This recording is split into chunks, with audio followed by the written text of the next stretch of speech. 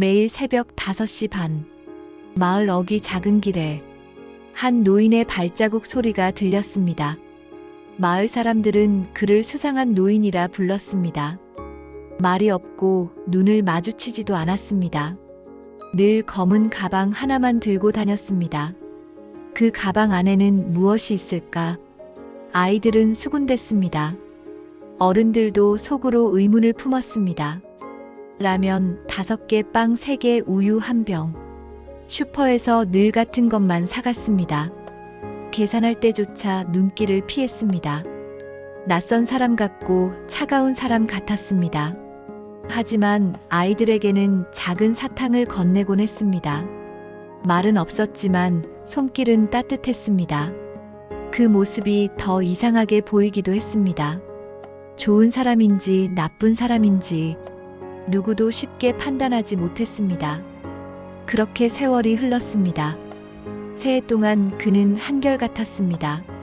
새벽에 나가고 저녁엔 돌아오고 가방은 언제나 그의 곁에 있었습니다. 마을 사람들은 조금씩 불안해졌습니다.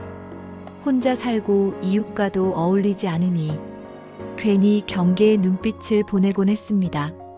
그러던 어느 봄날 아침, 학교 앞 횡단보도에서 일이 벌어졌습니다. 공을 쫓아 달리던 아이 민수가 도로 한복판에 뛰어든 것입니다. 그 순간 번개처럼 뛰어든 사람이 있었습니다. 바로 그 수상한 노인이었습니다. 노인은 민수를 안아 올려 위험에서 구했습니다. 아이 엄마는 놀라움과 두려움 속에 겨우 감사 인사를 전했습니다. 하지만 노인은 고개만 끄덕이고 조용히 자리를 떠났습니다. 그 모습에 마을 사람들은 또 한 번 놀랐습니다. 그 나이에 저렇게 빠를 수가 있을까? 움직임이 마치 군인 같다고 말했습니다. 그날 이후로 사람들의 시선이 조금 달라졌습니다. 혹시 우리가 오해한 것은 아닐까? 그런 말들이 오가기도 했습니다. 하지만 여전히 수수께끼는 풀리지 않았습니다. 검은 가방 속의 비밀은 그대로였습니다. 몇 달이 지나 어느 여름날, 이장님은 노인의 집으로 온 편지를 대신 받았습니다. 봉투에는 보훈처라고 적혀 있었습니다. 이장님은 놀랐습니다. 보훈처라면 국가 유공자에게 오는 곳. 그제야 마을 사람들은 더 큰 의문을 품었습니다. 조심스레 물어봤습니다. 혹시 군인 출신이신가요? 노인은 대답하지 않았습니다. 그저 편지만 들고 집 안으로 들어갔습니다. 사람들은 몰래 알아보기 시작했습니다. 젊은이가 인터넷으로 검색했습니다. 그리고 뜻밖의 기록을 발견했습니다. 그의 이름은 참전용사 명단에 있었습니다. 6월의 전쟁에도, 베트남의 전장에도 다녀온 사람이었습니다. 전후 7명을 구한 공로로 화랑무공 훈장을 받은 영웅이었습니다. 그 순간 마을 사람들은 모두 숨을 죽였습니다. 우리가 수상한 노인이라 부른 분이 사실은 나라를 위해 목숨을 걸었던 진짜 영웅이었다는 사실. 그러나 놀라움은 거기서 끝이 아니었습니다. 2달 뒤 또 다른 진실이 드러났습니다. 마을 아이들에게 매달 장학금이 기부되고 있었습니다.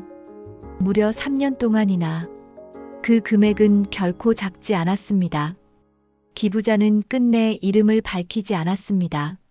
하지만 어느 날 누군가 목격했습니다. 은행 창구에서 송금하는 노인의 모습을. 그 돈은 마을 교육청으로 흘러가고 있었습니다.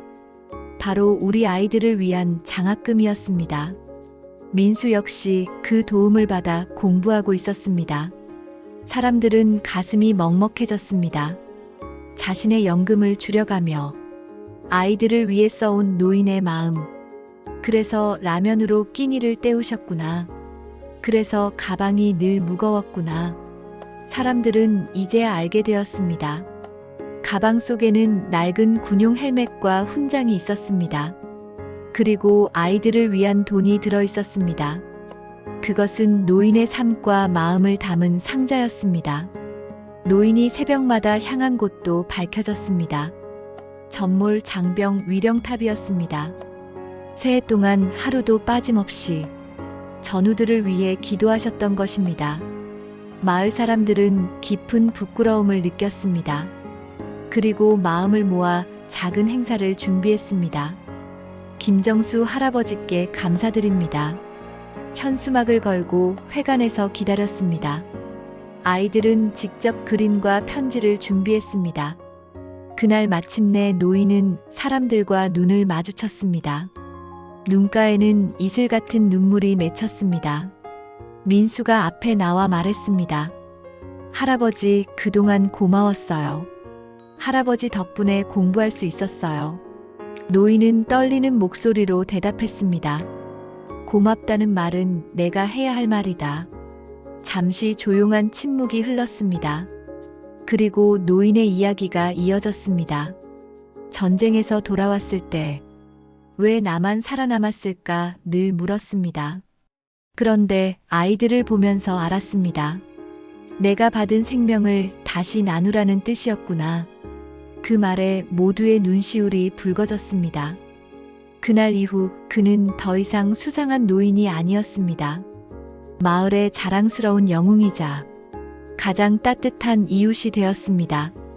민수는 말했습니다. 이제 할아버지가 무섭지 않다고.